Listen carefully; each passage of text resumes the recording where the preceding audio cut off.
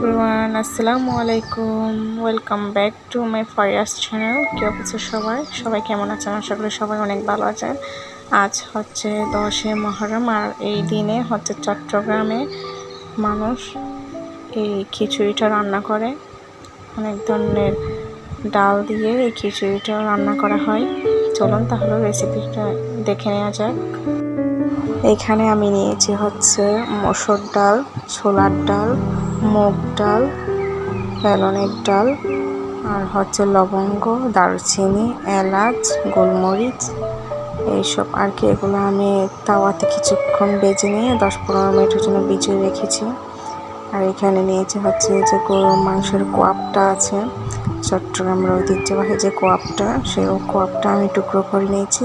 আর এই খিচুড়িটা কিন্তু কোয়াব দিয়ে রান্না করে বেশিরভাগ। আর এখানে নিয়েছি হচ্ছে 3 কাপ চাল, ধুয়ে আমি পানি ঝরিয়ে নিয়েছি। এখন একটা হাঁড়িতে আমি দিয়ে দিব সয়াবিন তেল, আর অল্প পরিমাণে হচ্ছে সরিষার তেল দিয়ে দিব। এখানে আছে বেটে রাখা আদা রসুনের পেস্ট 1 চামচ, আর হচ্ছে পেঁয়াজ কুচি আছে, সামান্য পরিমাণে পেঁয়াজ ব্লেন্ডার করা আছে। আর এখানে আমি গরম তেলের মধ্যে আদা রসুন, পেঁয়াজ ব্লেন্ড আর পেঁয়াজ কুচিটা সবগুলো দিয়ে ভালোভাবে নেড়ে চেড়ে নিব।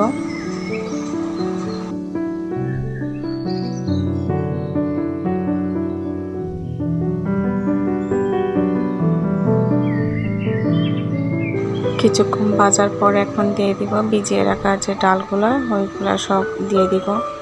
এগুলাকেও কিছুক্ষণ বেজে নিব আমি।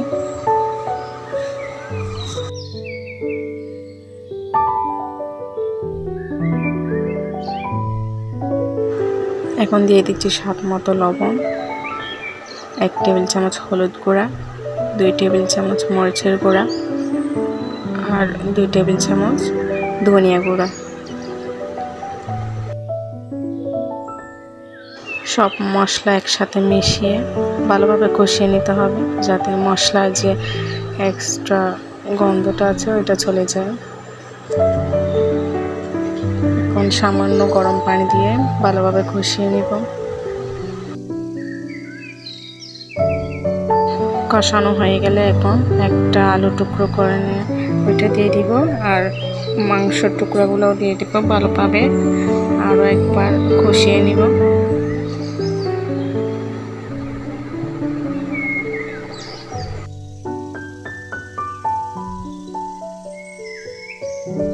এখন দিয়ে দিচ্ছি একটা পোলাও পাতা। এটার অ্যারোমাটা আমার কাছে অনেক ভালো লাগে, অনেক সুঘ্রাণ হয় এটা দিলে।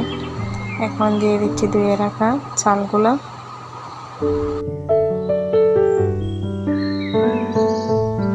মশলার সাথে ভালোভাবে মিশিয়ে নিব, নেড়ে চেড়ে কিছুক্ষণ ভেজে নিব চাল সহ।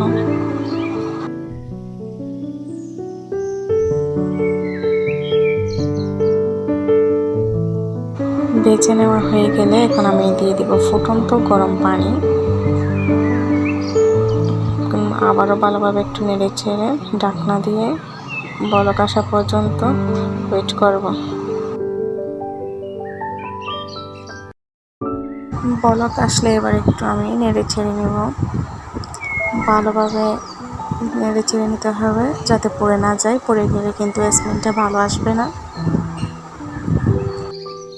পানি শুকিয়ে গেলে এখন আমি দিয়ে দিচ্ছি ধনিয়া পাতা, আর ঘি দিয়েছি কিন্তু অফ ক্যামেরায়, ক্যামেরাটা অন করতে ভুলে গেছি। দেখুন মাশাআল্লাহ দেখতে কতটা সুন্দর হয়েছে, অনেক লোভনীয় হয়েছে, খেতেও কিন্তু মাশাআল্লাহ অসম্ভব মজার হয়েছে। একবার হলেও ট্রাই করবেন। আর আমার যদি আপনাদের কাছে ভালো লেগে থাকে, ফ্রেন্ডস এবং ফ্যামিলির সাথে শেয়ার করবেন, একটা লাইক দিবেন।